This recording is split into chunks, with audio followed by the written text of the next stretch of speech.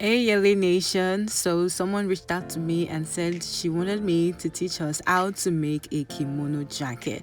So I am accepting that request and creating the pattern to make a kimono jacket. If you want to know how to sew it, please put your comment in the comment section and I'll show you how I stitched it together. But for now, I'm just showing you how I cut it. So the first measurement that you need to fold your fabric into is your shoulder to shoulder measurement divided by 2, and then you can add 5 to 6 inches extra to that. So let's say your shoulder to shoulder measurement is 16 inches, divided by 2 will make it 8, and then you add 5 to 6 inches to it, so that would be about 14 inches. So you're going to fold your fabric into 2 with the length of 14 inches because that's the widest part of the kimono jacket that you need, except if your hip measurement is wider than that, because remember, it is like we are folding our fabric into 4.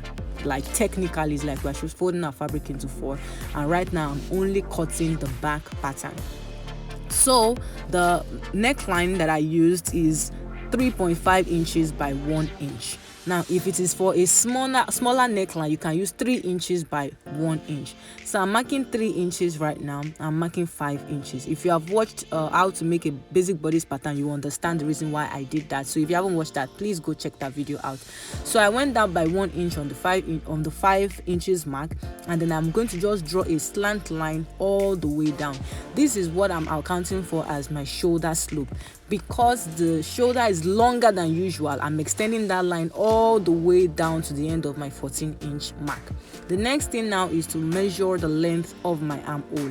I wanted to use 10 inches, but later I changed my mind to 11 inches just in case to account for seam allowances. So you can use 11 inches, you can use 10 inches. This jacket is for a bigger size person, so that is why the armhole is that large. You can make it 10, you can make it 9, it will work for you. So the next thing now is, if you want to shape your kimono, you can insert all your measurements.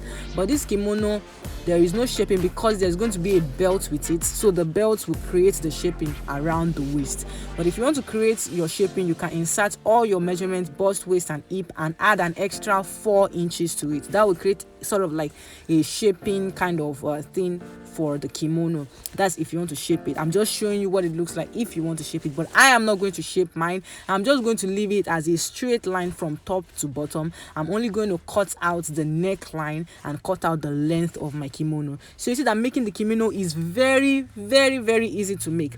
All I have to do now is to make sure that I notch that part that is where my sleeve length ends. So at the 11 inches mark, I will just notch it and be like, okay, this is where I'm going to insert my sleeve when it's time to insert my sleeves. All right, so now I'm just going to measure the length of the kimono. You can make it as long as you want it to be.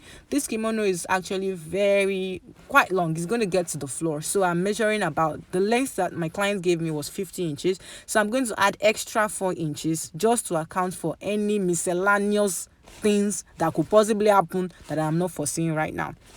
So just in case, I'm just going to add 4 inches. Besides, who doesn't like a flowing kimono? But if you want it to be short, that is fine. It's up to you. You can make yours if you want a night kimono, a sleep night kimono, whatever English that we call it. If you want something like that, you can make it short as maybe 25 to 30 or 35 inches, depending on the length of the kimono that you want. And also, a quick reminder, you can use any kind of fabric for this. Right now I'm using cotton, but if you want a nice sleeping kimono, you can use satin. Just remember that you require a lot of pins and a lot of fabric weights to make sure that it stays in place, because you know the way satin always slips off. Okay, so now after cutting the length, I'm going to cut out my neckline, my 3x1 neckline. Remember, this is for the back. This is the back of the kimono. I'm cutting the back first before cutting the front of the kimono. Now I'm going to then cut this all the way down. I'm notching my armhole part, the part that I marked down for armhole, and then I'm just going to cut it all the way down. Now, after cutting the back of my kimono, this is what I have. it looks like an it looks like an agbada. The people that know what I mean know what I mean. So this is just the basic back of kimono. You see how simple and straightforward it is.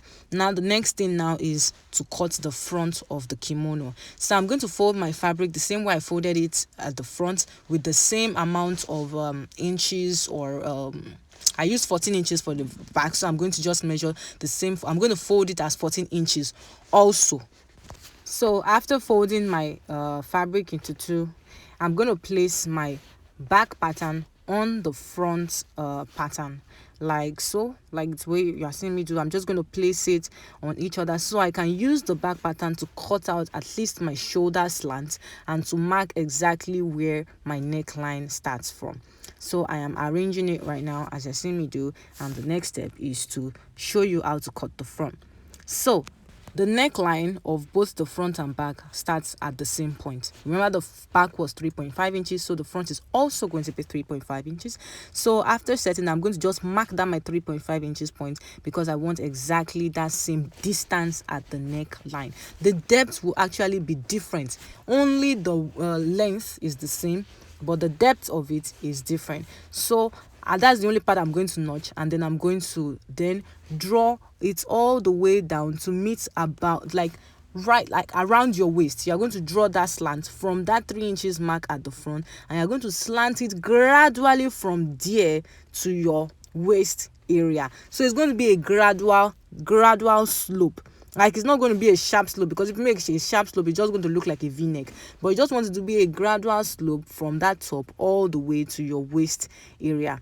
And then, like, that is 3.5 inches at the next side all the way down to your waist area. I'll say about 16 inches. Okay, so the depth will be 16 inches. So it's going to be 3.5 by 16 inches. That way you won't get it wrong.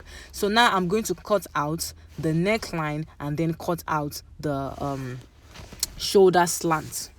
Please remember that this tutorial is just on how to cut the kimono. If you need pointers on how to sew it together, please let me know so I can make the video of it next week. But if not, I think it's pretty self-explanatory. Like, how to sew everything together is pretty self-explanatory. But if you still need help, just let me know. If I get enough comments in the comment section, that I'm going to make it next week. If not, I'll move on to the next topic. You people know me. Anything me, mommy. All right, so now let's see what we have right here. So when I place all the patterns together, you see the way the front slopes down and still overlaps at the bottom area, and you know the way the v-neck is gradual. So what you have to do is just stitch the neckline together, and then the neckline, the shoulders together. And now I'm trying to fold everything in the same place so that I can be able to know where my armhole notch is for all my pieces, for both the back piece and the front piece. So I'm going to fold everything together to make sure that the notch is on the same part, and I'm going, like, the length of the armhole space that I'm using is 11 inches. But don't forget that if you are a smaller size, you don't need up to 11 inches. You can use 9 inches and it's going to be fine. So after notching everything together, the next step is to cut out my sleeves. Now I'm going to take my fabric and I'm going to fold it into 4. Now, to know the amount of sleeves that you need to cut out, remember that we added extra 6 inches to the length of our shoulder. So that means that you're going to remove 6 inches from the normal sleeve length. So if your normal sleeve length is 24 inches, that is from your shoulder bone to your wrist is 24 inches, you're going to subtract 6 from it, and that will give you 18 inches. Now that 18 inches, you're going to then add extra 2 inches to it for folding allowance. 0.5 inches at the top to sew it together with your kimono, and then 1.5 inches at the bottom to fold your sleeve in a very nice, powerful way, because the kimono is supposed to be powerful. All right, so the length that I had remaining was 19 inches, and I added 2 inches to it, so my own sleeve length was 20 inches. Now remember that the armhole space that we left was 11 inches, so it's going to be 11 inches by what did I say now? 11 inches by 21 inches. Okay, so I'm going to measure 11 inches, but I'm going to add like extra 0.5 inches to make it like 11.5 inches, or maybe add extra 1 inch to make it like 12 inches, so that when you sew it together, you'll be able to account for the seam allowance or the sewing allowance when you sew the sleeve to your kimono. Right now I'm cutting both sleeves at the same time, so that's why I folded my fabric into two and then into two again. And now I'm cutting out about 12 inches by 21 inches as you seen me do. But remember that these measurements are not standard. You can reduce them, you can increase them to whatever your preferences are, and then you can create the kimono with whatever kind of fabric that you can, depending on the kind of kimono that you want. All right, so I have cut out all my pieces and I'm going to arrange them so you can see how everything comes together. So I'm folding my sleeve into two and I'm showing you how you're going to attach it to your armhole area, and then you're going to sew your shoulder like I mentioned earlier, and then you sew the side all the way down. Your armhole, you fold it by 1.5 inches, and that is all there is to know about the kimono. Now if you want to attach a lapel to your kimono, you are going to have to measure all the way round your entire, like the open part of your kimono, from the bottom to the neckline to the down of the bottom. So let's say the entire length is about 120 inches, so you are going to cut out a long strip of 120 inches by 3 inches. Now it's either 120 by 3 or 4 inches. You fold it into two and then just sew it all the way around. That is all there is to know about adding the lapel. But if you want to see me do it, please make sure you put your comment in the comment section. Like this, subscribe. Thank you for watching. Bye.